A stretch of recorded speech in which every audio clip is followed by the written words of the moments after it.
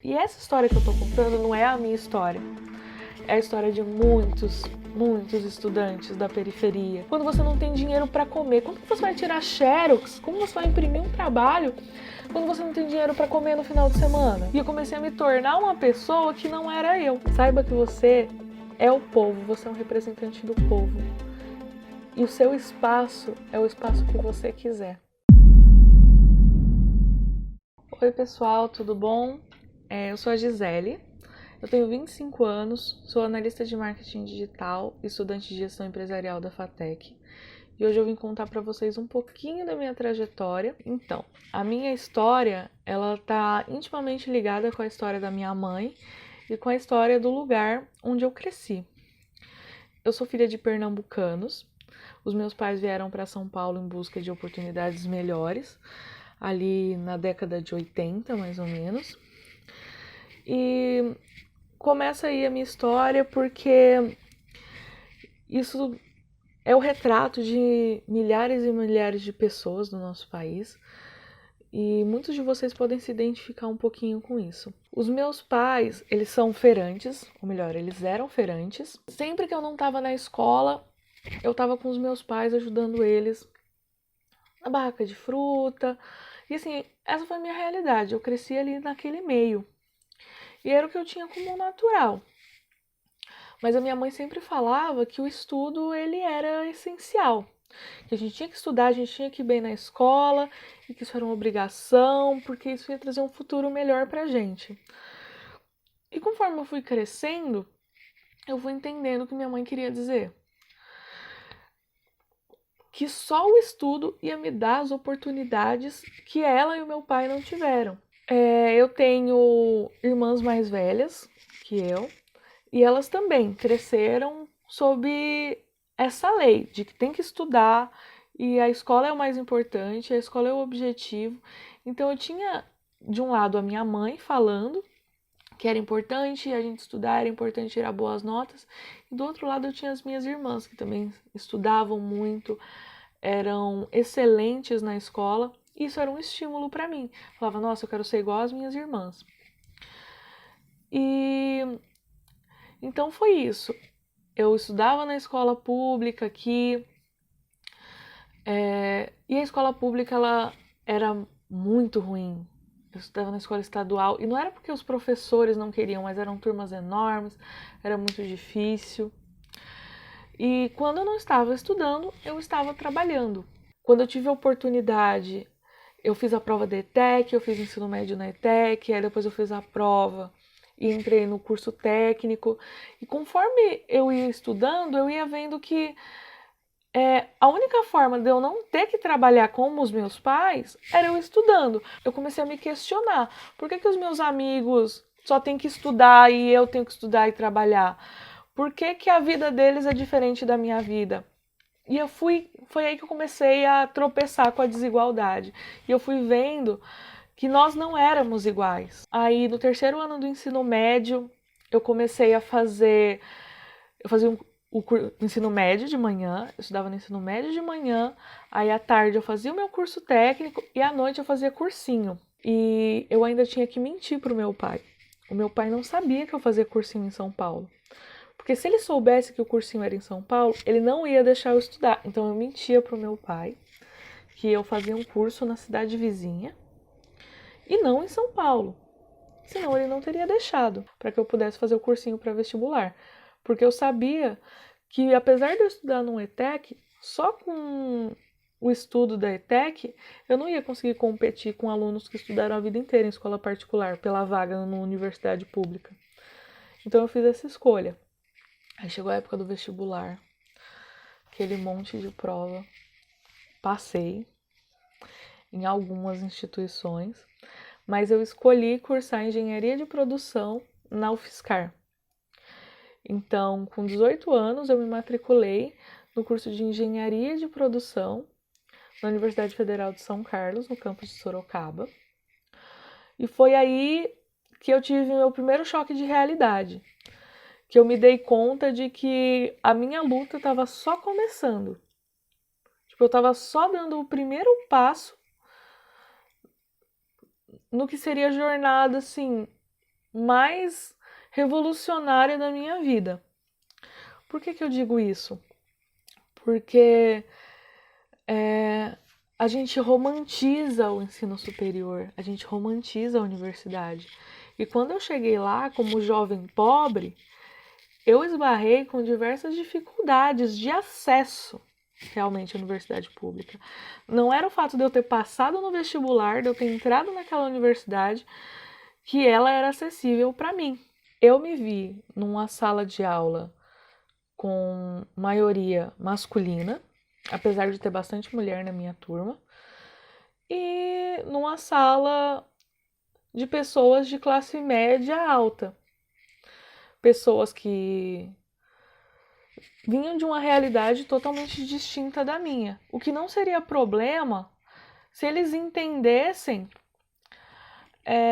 os seus privilégios, se eles soubessem que o fato deles terem uma condição financeira melhor era uma minoria, tipo, eles eram uma minoria, que aquele acesso à universidade pública para eles era facilitado por diversos motivos, mas não era assim. Eles viam as pessoas de classe média baixa como a minoria, sendo que não é essa a realidade do nosso país.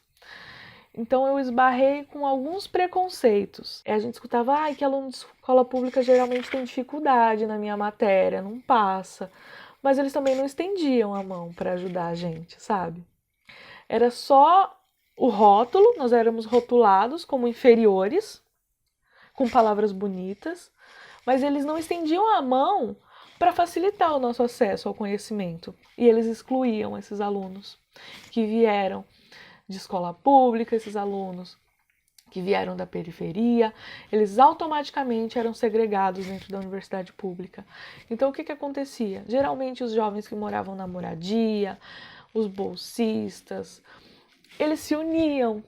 E os amigos que eu tive durante o tempo que eu estive lá foram as pessoas que vieram das mesmas origens que eu. Então, na época, não se falava de saúde mental como se fala hoje, de suporte a esses estudantes que chegam, que passam por dificuldades.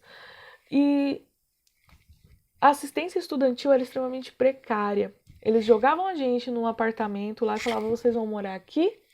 Não tinha refeição de final de semana, não tinha café da manhã. Eles jogavam a gente dentro da universidade e falavam: essa é a assistência, vocês têm um teto para morar, vocês têm almoço e janta na universidade e o resto é com vocês. Então, quem não tem uma família para estar ali dando apoio, passa dificuldade. Dificuldade que eu falo não é de não conseguir fazer uma conta de matemática, é de não conseguir garantir a alimentação. E isso é muito grave.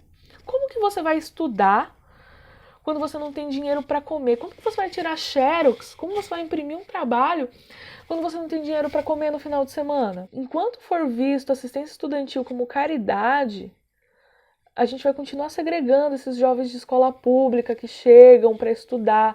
Eles chegam com o coração aberto, eles chegam felizes. E aos poucos, essas pequenas agressões vão adoecendo esse aluno. Adoecendo fisicamente, adoecendo mentalmente. E isso é extremamente danoso para o processo de aprendizado.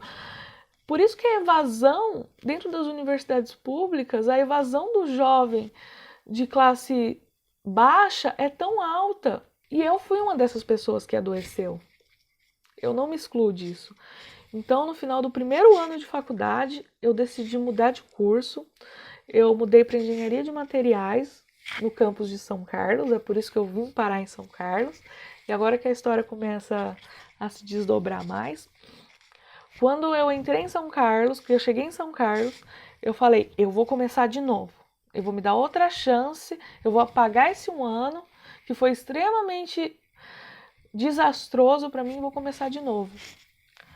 Aí eu estava com outra energia, comecei a fazer pesquisa, entrei num grupo de pesquisa e me deparei com o ambiente acadêmico, que é tão segregatório quanto toda a universidade pública. E eu descobri que eu deveria evitar falar de onde eu vim, eu deveria evitar falar das minhas origens, eu tinha que ter menos orgulho de quem eu sou e para onde eu vou. E eu comecei a me tornar uma pessoa que não era eu. O direito não se compra. O direito não se compra. O direito ele é algo adquirido. O direito ele é algo para todos os cidadãos. E não é porque você gastou a vida inteira para estudar na escola particular que você tem mais direito do que o jovem que cresceu na periferia. Você não deveria ter que pagar educação. Você não deveria ter que comprar educação. Então, eu entrei em depressão, eu sofri síndrome do pânico e comecei a questionar toda a minha trajetória dentro da universidade. Fiquei 1 ano ausente da graduação, até que eu decidi retornar do meu jeito. Eu decidi que eu ia fazer a universidade do meu ritmo e eu ia fazer o meu curso da forma que eu acreditava fazer sentido para mim. Aí no meio disso, eu estava enfrentando muita dificuldade financeira, porque os meus pais estavam enfrentando dificuldade e não conseguiam complementar a minha renda. Eu comecei a fazer bicos como garçonete à noite, estudar de dia, era difícil, era pesado. E essa história que eu tô contando não é a minha história, é a história de muitos estudantes da periferia, muitos estudantes de renda baixa que entram na universidade pública. Eram eu e vários colegas meus que trabalhavam como garçons, garçonetes, bartenders, que faziam bico em restaurante de entregador. Porque eles precisavam complementar a sua renda. Só que esse cara, ele trabalha à noite e estuda de dia.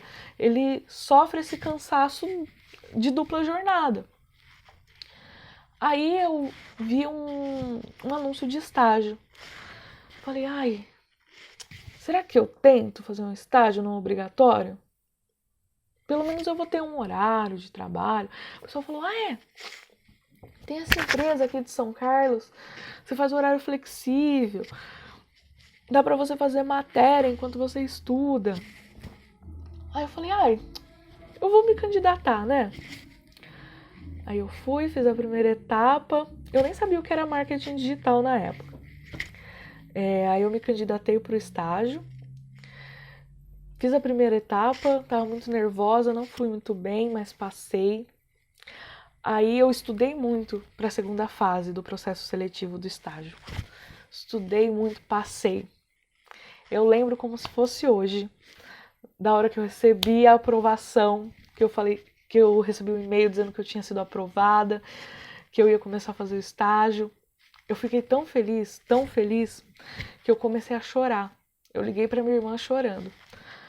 Mas esse choro, ele não foi um choro de tristeza, foi um choro de alívio, de muita alegria.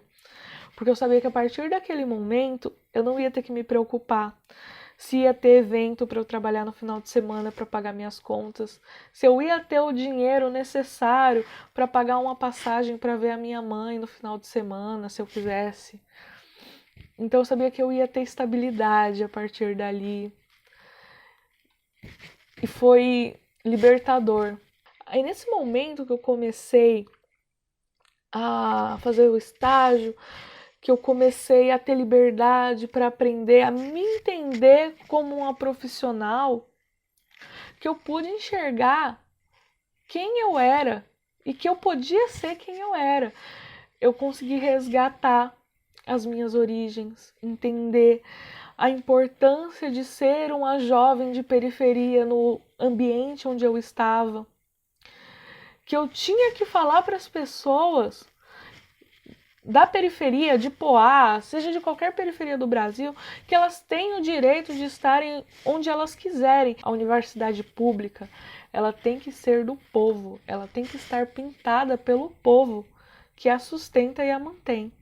Porque ninguém devolve tanto para a sociedade quanto o jovem de periferia. Que a escola pública, ela é sim defasada, mas que você tem direito de alcançar os seus sonhos. Que você pode lutar e chegar onde você quiser, mesmo quando as pessoas falam que ele não é o seu lugar. Saiba que você é o povo, você é um representante do povo. E o seu espaço é o espaço que você quiser.